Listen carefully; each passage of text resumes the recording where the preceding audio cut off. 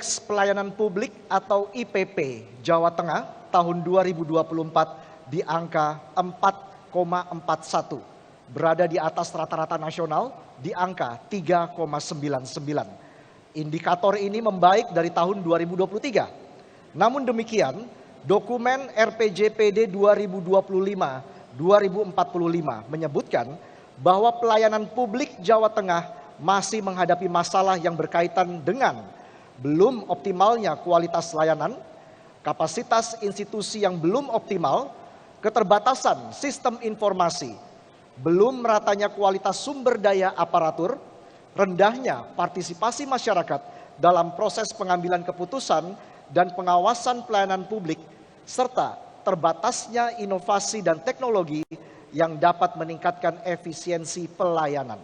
Pertanyaannya, jika Anda terpilih, strategi apa yang akan Anda tempuh untuk mengatasi masalah dalam pelayanan publik tersebut? Waktu menjawab 3 menit, kami persilakan. Indeks pelayanan publik Jawa Tengah secara umum memang bisa dikatakan tidak terlalu menggembirakan.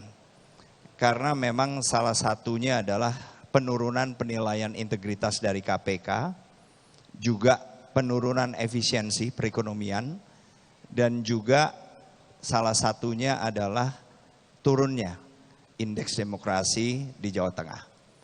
Apabila saya terpilih sebagai Gubernur Jawa Tengah, maka yang jelas kita harus meningkatkan tadi penilaian integritas oleh KPK.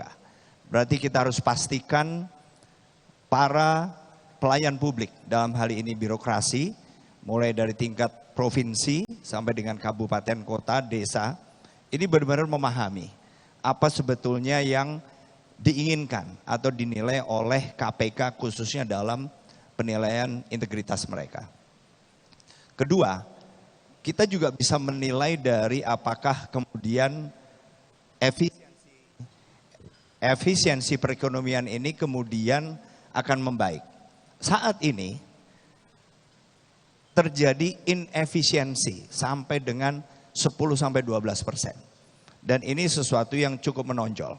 Berarti harus banyak perbaikan karena terjadinya inefisiensi ini kan berarti apakah kita sebagai pelayan publik ini lambat atau cepat. Apakah kemudian kita menambah kos dalam memberikan pelayanan kepada mereka. Sedemikian rupa sehingga jangan sampai efisiensi atau inefisiensi ini kemudian malah menonjol. Kita harus mendorong sedemikian rupa agar perekonomian ini bisa efisien dengan cara memberikan layanan secepat mungkin, seminimal mungkin melibatkan kos tambahan sehingga para pelaku-pelaku usaha atau pelaku perekonomian ini bisa bekerja lebih efisien dan cepat. Dan juga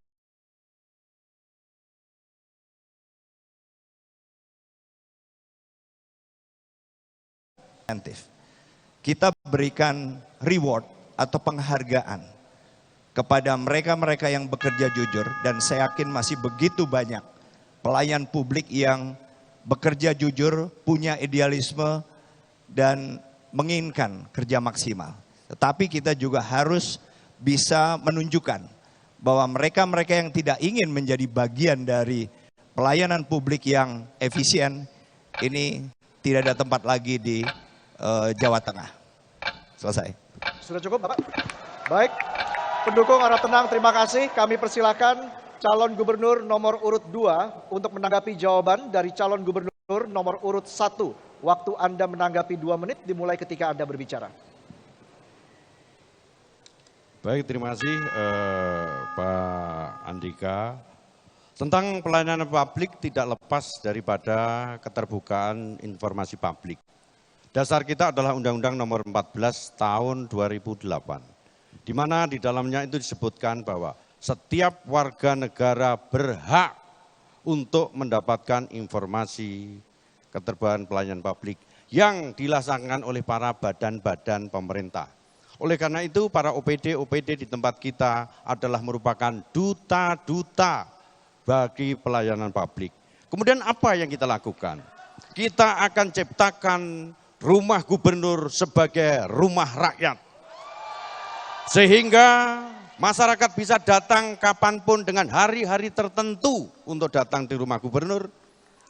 Masyarakat akan tahu gubernurnya itu mantuk-mantuk tahu masalah, atau gubernurnya mantuk-mantuk karena pencitraan.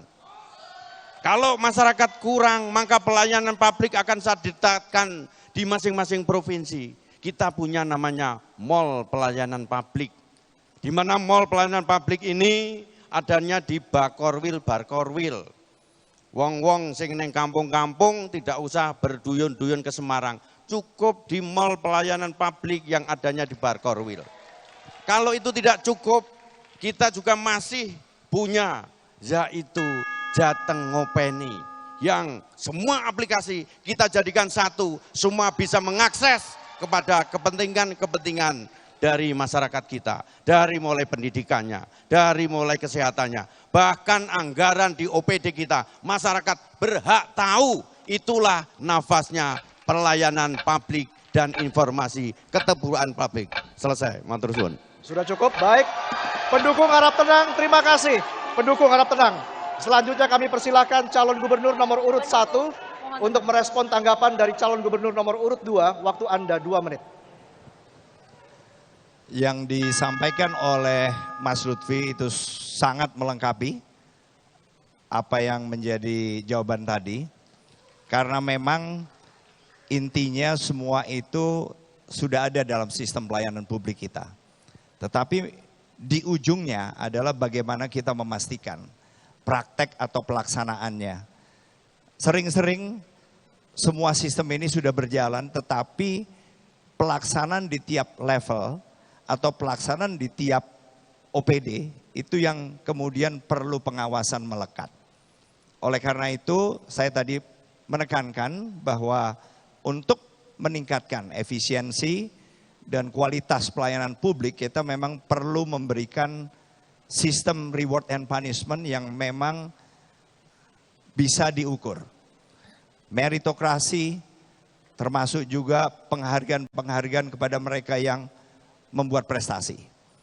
Sementara kepada yang mungkin belum menjadi bagian dari gerakan untuk membuat pelayanan publik ini lebih efisien, lebih efektif, maka sudah selayaknya mereka juga tidak diberikan kesempatan untuk memegang pos-pos yang sangat berpengaruh.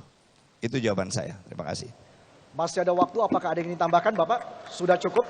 Baik, terima kasih. Silakan kepada para paslon untuk dapat duduk kembali. Baik, kita berikan apresiasi untuk kedua pasangan calon gubernur.